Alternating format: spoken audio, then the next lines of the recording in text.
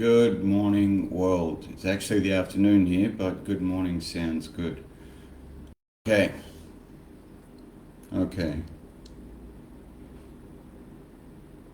My old man used to say when things got really bad, if you don't laugh, you cry. But he also said that with no emotion. He didn't laugh or cry, but yeah, interesting times. So I woke up to news that most of Australia has been locked down. Most of Australia, medical tyranny, etc. You all know that. Martial law, military takeover, etc. What more do you need to see? Let's go through the basics. For those of you who don't know, hello, I'm Dan from Australia. That's where the funny accent comes from. What do we got?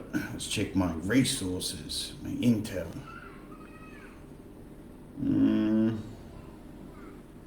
What are angry looking men on newsfeed? I have men. I follow and I'm friends with real men, not pussy willows, aka most of you. If that's not you, don't take offense. So you're under psychological warfare. You think you have no rights, no control, no freedom, no options at this point. Not at all. You just don't know how to do anything. So I'm going to operate a little psychological warfare myself. No harm done. Just a little psyop that I'm going to operate myself. Created the idea this morning. Creative genius, apparently. So Victoria lockdown is extended, 9 p.m. to 5 a.m. curfew. Virus knows it's night time.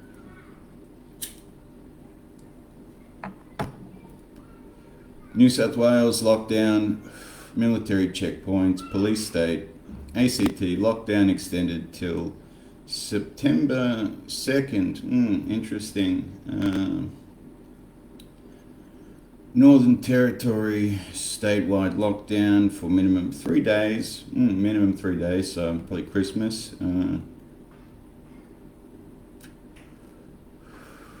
Queensland. New South Wales residents must be jabbed to enter, plus mask mandate. All you dickheads in Queensland who are giving me a hard time about talking about this and the people who wear masks are freaks and that kind of shit. How's that mask mandate working out for you? South Australia, activity restrictions plus mask mandates. WA, activity restrictions. You poor New South Wales people, you're getting hammered. New South Wales residents must be jabbed to enter. You can't see this by now. At least your worries.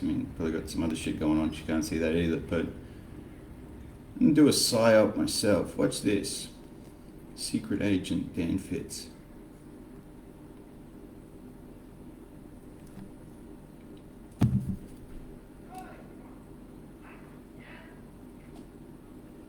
Crazy fucking Russian neighbors.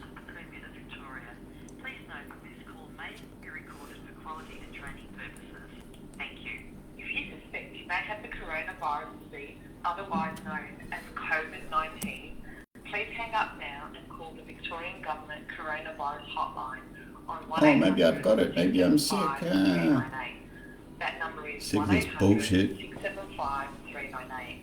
If you would like general information about coronavirus, you can visit www.dhhs.vic.gov.au/coronavirus.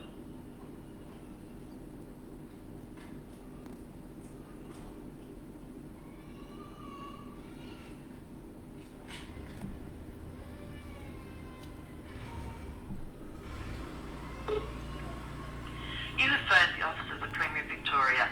Currently all our lines are busy. Please either leave a message with your name and contact details or call back later. Begin recording after the tone. Thank you. Hello, this is Justin Smith. I just wanted to pass on a message to Dan Andrews. I just wanted to say that I'm so proud that he is our Premier. I'm so proud that he's put us under lockdown. It must have been a tough call to save us. No, I'm just kidding. It's fucking Dan Fitz here. Tired of this shit. No wonder you don't answer the phone. You got to deal with calls like these. This is medical tyranny. Not going to take it.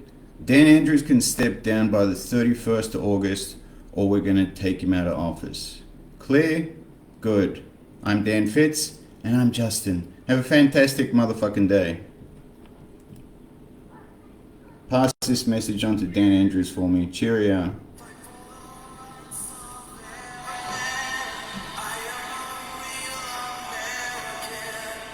Fight for your right. Fight for your life. You're violating the Nuremberg Code, violating the Australian Constitution. We're tired of your shit. I'm Dan Fitz. Get back to me on 0421 406 174. We fucking had enough. We had enough. Step down before the 31st, or we'll take you out ourselves. Godspeed.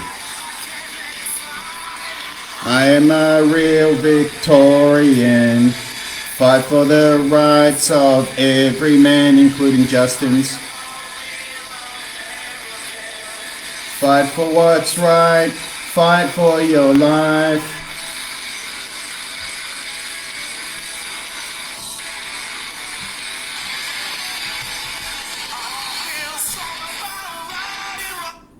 Alright, there you go. I wish someone picked up the phone so I could have role-played being Justin a little bit, but still funny nonetheless. I mean, I'm not sure who will listen to that message. Oh, it's Justin. Oh, yeah, we're proud of our Premier too. We're proud of our boss too. I mean, no one's. Who's proud of him? Jesus. And then it's Dan Fitz, mate. Oh shit, it's the Dan guy. Ah, can't get you. Cannot get you.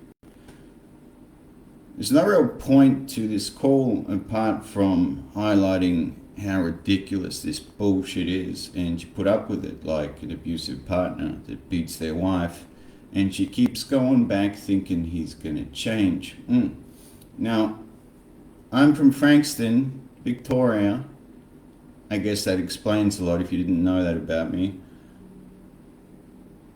Get on the phone, get out in the street, get behind the 21st and the 31st. This is an act of war now. They're committing war and treason on you.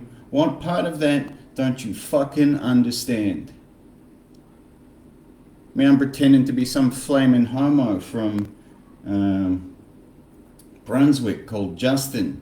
I mean, if you're homo, got no problem with it. But I mean, you put on a funny voice.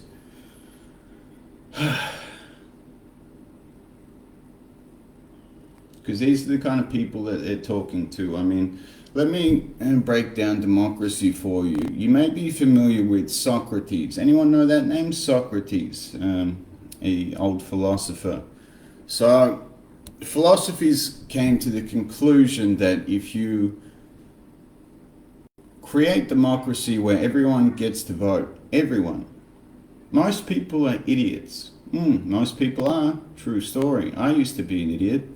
Despite what you think now, but I used to be one. Didn't think for myself, didn't make an effort, etc. I mean, most people are idiots.